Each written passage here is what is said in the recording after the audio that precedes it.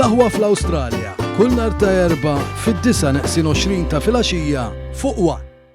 Persuni li jkunu raddew flus mhux dovuti lilhom fil-każ ta' irregolarità f'għajnuna soċjali jistgħu jingħataw maħfra mill-proċeduri kriminali taħt diversi kundizzjonijiet, fosthom li jiġdu kontra min ħadem din l-iskema. Dan tħabbar fi stqarrija kif il-Gvern spjega b'mod ċar li ebda maħfra ma tot għal min allegatament kien l-arkitett ippromuova jew instiga dawn l-irregolaritajiet. Brabta ma' dan il-Kabinett tal-Ministri rakkomanda lill-President ta' Malta Miriam Spiteri De Bono biex tingħata l-maħfra lil persuni li jkunu raddew il-flus u lesti jiġdu kontra min ħadem l-iskema ta' abbuż mis-sistema tal-benefiċċji soċjali. Fil-fatt l-istqarrija tal-Gvern fiha numru ta' kundizzjonijiet ċari għal min tapplika l-maħfra. L-ewwel kundizzjoni tara li l-persuni konċernati li jkunu eliġibbli għal din il-maħfra jippreżentaw talba bil-miktub lid-Direttur tas-Sigurtà Soċjali fejn jikkonfermaw illi huma jixtiequ jibbenefikaw minn din il-maħfra u jagħtu t-tarif fatwali kollu lid-Direttur tas-Sigurtà Soċjali li jkun jeħtieġ minn għandhom dwar it-talba tagħhom.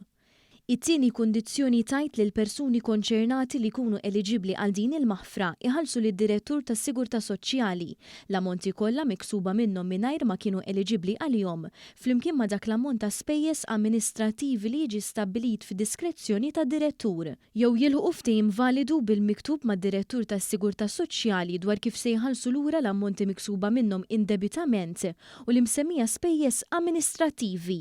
It-tielet kundizzjoni hija li d-Direttur tas-Sigurtà Soċjali jikkonferma bil-miktub illi l-persuna konċernata tkun issodisfatt il-kundizzjoni B.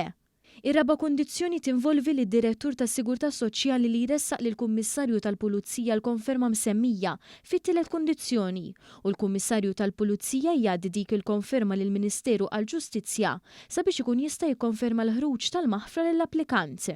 Il-ħames kundizzjoni tajt li loti ta' maħfra lil xi persuna skont din il-proklama m'għandu bl-ebda mod jiġi interpretat bħala li qiegħed jeżenta lil xi persuna li tkun ibbenefikat mill-maħfra milli tixhed u tgħid issewwa kull meta tkun imħarka jew meħtieġa skont il-liġi li tixhed dwar iċ-ċirkustanzi kollha li waslu għal ħlas indebitu tal-benefiċċju soċjali li dwaru tkun inħarġet maħfra fi proċeduri kontra ħaddieħor.